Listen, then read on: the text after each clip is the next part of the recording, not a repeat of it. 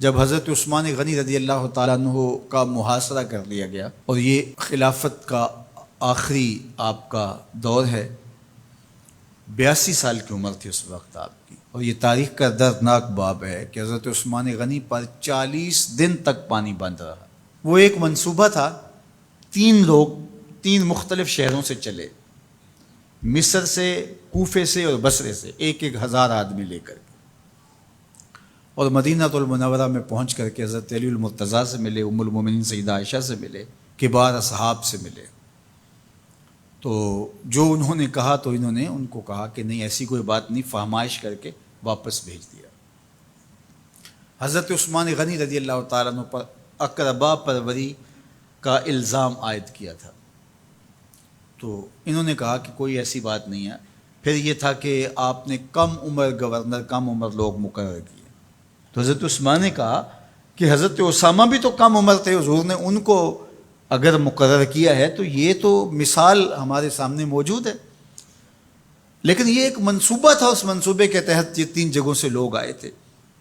وہ 3 دن کی مسافت کے بعد پھر تینوں واپس آ گئے، تو یہ ایک سوالیہ نشان ہے کہ تینوں کیوں واپس آ گئے، کوئی ایک تو نہ آتا نا، تو یہ سب طے شدہ منصوبہ تھا۔ اور پھر انہوں نے مدینہ المنورہ کو گھیر لیا، اور جس طرح سے بلوائیوں نے حالات پیدا کر دیے، سید علی المرتضیٰ رضی اللہ تعالیٰ عنہ تو شہر مدینہ سے باہر تشریف لے گئے تھے، اور اپنے بیٹوں امام حسن اور امام حسین رضی اللہ تعالیٰ عنہ کو حضرت عثمان غنی کے دروازے پر مقرر کیا تھا کہ ان کو ضرر نہ پہنچنے دینا۔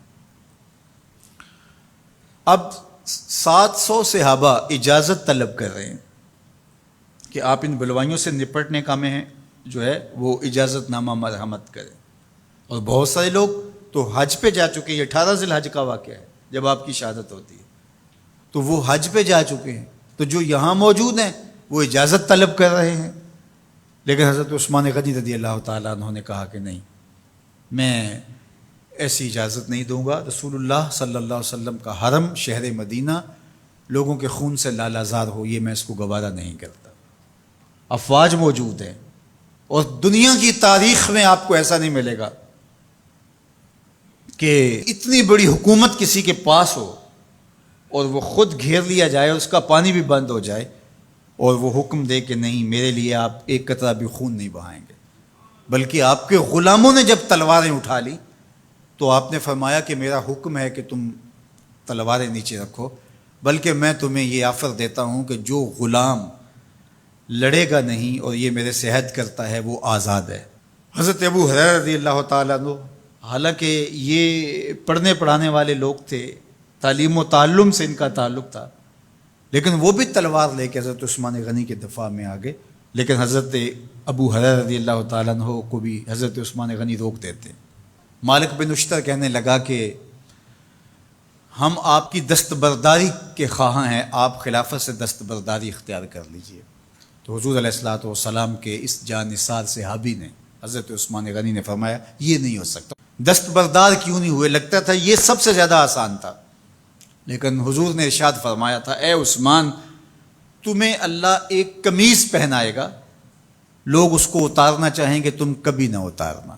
تو اس سے مراد خلافت کی قمیض ہے، اور ان کی شہادت کی خبر بھی اللہ کے محبوب علیہ السلام نے دی تھی، اور اگر آپ دستبردار ہو جاتے تو یہ ایک کھلونا بن جاتا، بازیچہ بن جاتی خلافت۔ چند آدمیوں کے پریشر سے خلافت سے دستبرداری کرنا پڑتی۔ اچھا، ایک یہ سوال بھی پیدا ہوتا ہے، چند باغی تھے، ان کو کس طرح کچل دیا جاتا؟ لیکن حضرت عثمان غنی یہ نہیں چاہتے تھے۔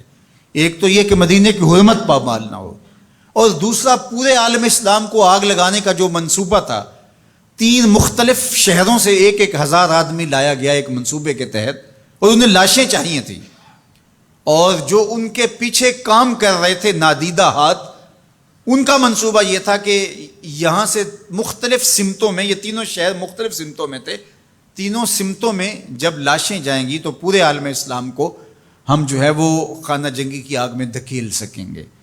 تو حضرت عثمان غنی ان سازشوں سے آگاہ تھے، تو سب سے اہون اور آسان یہ تھا کہ قربانی پیش کر دی جائے، اور پھر انہوں نے سن بھی رکھا تھا کہ 2 شہید ہیں، شہید تو انہوں نے بہرحال ہونا ہے، تو لہٰذا میں خلافت سے دستبردار بھی نہیں ہوں گا، اور شہر مدینہ کی حرمت بھی پامال نہیں ہونے دوں گا۔ اور تیسری بات یہ ہے کہ میں خود مظلوم شہید کر دیا جاؤں، تو آپ نے یہ گوارا کر لیا۔ تو 18 ذوالحج تھا، جمعے کا ہی دن تھا، اور حضرت عثمان غنی رضی اللہ تعالیٰ عنہ روزے سے تھے، عصر کا وقت تھا، قرآن مجید کی تلاوت کر رہے تھے۔ حضرت امام حسن، امام حسین اور حضرت عبداللہ بن زبیر اور دیگر لوگ آپ کے دروازے پہ پہرا دے رہے تھے، لیکن باغی پچھلے گھر سے دیوار پھلانگ کے آپ کے گھر میں داخل ہوئے اور تلوار سے وار کیا۔ آپ کی زوجہ حضرت نائلہ آگے بڑھی اور ہاتھ سے روکنا چاہا، آپ کی انگلیاں کٹ گئیں۔ پھر دوسرا وار کیا تو حضرت عثمان غنی رضی اللہ تعالیٰ عنہ کا دایاں ہاتھ کٹ کے گر گیا۔ حضرت عثمان غنی رضی اللہ تعالیٰ عنہ نے افسوس کیا اور کہا کہ تم نے وہ ہاتھ کاٹ دیا جس سے میں وحی کی کتابت کیا کرتا تھا۔ پھر اس کے بعد آپ پر 9 وار کیے گئے اور آپ کو شہید کر دیا گیا، اور آپ کا خون قرآن مجید پڑھتے ہوئے اس آیت پہ گرا، فَسَيَكْفِيكَهُمُ اللَّهُ وَهُوَ السَّمِيعُ الْعَلِيمُ۔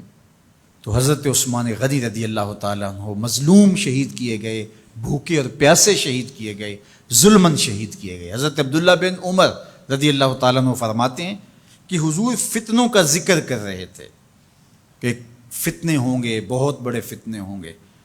تو ایک شخص نے چادر اوڑھی ہوئی تھی اور وہ مجلس واعظ کے قریب سے گزرا جہاں حضور کچھ ارشاد فرما رہے تھے، تو آقا کریم نے اشارہ کر کے کہا اس دن یہ شخص حق پہ ہوگا۔ عبداللہ بن عمر کہتے ہیں کہ میں اٹھا اور جا کے دیکھا تو وہ حضرت عثمان تھے۔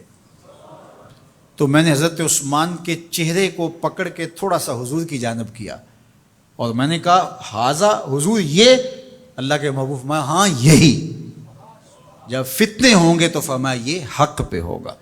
تو حضرت عثمان غنی رضی اللہ تعالیٰ عنہ حق کی راہوں کے مسافر، جنہیں حضور کی زبان سے شہید کہا گیا، اور شہید کسی کا انجام ہوتا ہے، تو حضور نے فرمایا یہ شہید ہوگا۔ شہید وہی ہوتا ہے جو بحالت ایمان اس دنیا سے راہ خدا میں اپنی جان قربان کرے۔ فرمایا فَإِنَّمَا عَلَيْكَ نَبِيٌّ وَصِدِّيقٌ وَشَهِيدَانٌ، اے پہاڑ رک جا، تو جانتا نہیں تیرے اوپر اللہ کا ایک نبی ہے، ایک صدیق ہے اور 2 شہید ہیں۔ تو حضرت عثمان غنی رضی اللہ تعالیٰ عنہ عظمتوں کے مینار، اللہ اکبر۔ تو یہ حضرت عثمان غنی رضی اللہ تعالیٰ عنہ کا یہ کارنامہ تھا کہ آپ نے اپنی جان پیش کر کے امت کو جو ہے وہ فتنوں سے محفوظ کر لیا اور امت کو بچا لیا۔ حضرت عثمان غنی رضی اللہ تعالیٰ عنہ پہ کروڑوں رحمتیں، کروڑوں سلام۔ ہم آپ کی عظمت کو سلام پیش کرتے ہیں، عقیدتوں کا خراج پیش کرتے ہیں۔ حضور کی خدمت میں ایک جنازہ لایا گیا اور حضور سے عرض کی گئی حضور اس شخص کا جنازہ پڑھا دیجئے، تو حضور نے انکار کر دیا، کہا میں جنازہ نہیں پڑھاؤں گا۔ تو صحابہ نے عرض کیا یا رسول اللہ، کبھی ماضی میں ایسا نہیں ہوا، جب بھی کوئی جنازہ لایا جاتا ہے تو آپ جنازہ پڑھا دیتے ہیں اور آپ نے آج انکار کر دیا ہے؟ تو فرمایا یہ شخص میرے عثمان سے بغض رکھتا تھا اور اس کو اللہ نے بھی اپنی رحمتوں سے محروم کر دیا ہے۔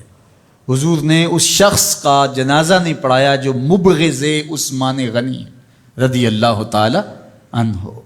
تو اب آپ اندازہ کیجئے وہ کتنا بدبخت شخص ہے جو حضرت عثمان سے بغض اور دشمنی رکھتا ہے۔ حضرت عثمان غنی رضی اللہ تعالی عنہ سے اللہ کے محبوب علیہ السلام نے کتنی خوبصورت ارشاد فرمائی، میں اس سے حیا کیوں نہ کروں جس سے اللہ کے فرشتے بھی حیا کرتے ہیں۔ یعنی عثمان غنی وہ ہیں جس سے اللہ کے فرشتے بھی حیا کرتے ہیں، اور جو عثمان غنی کا حیا نہیں کرتا اس سے بڑا بے حیا کون ہو سکتا ہے۔ حاکم نے مستدرک کے اندر روایت ذکر کی ہے کہ بہت سارے صحابہ حضور کی بہت ساری خوبیوں کے مظہر تھے، اور سب سے زیادہ حضور کے خلق کے مشابہ حضرت عثمان غنی رضی اللہ تعالیٰ، اور خلق میں سب سے اونچا درجہ حیا کا ہوتا ہے۔ تو حضرت عثمان غنی رضی اللہ تعالیٰ عنہ حیا کے اس مقام پہ فائز المرام تھے جو انہی کا مقصوم تھا۔ اللہ ہمیں حضور کے اہل بیت، حضور کے اصحاب، بلکہ حضور کے در کی مٹی کی تعظیم بھی نصیب کرے۔ اقبال نے کہا تھا خاک طیبہ از دو عالم خوش ترست، آن خنک شہرے کے آنجا دل برست۔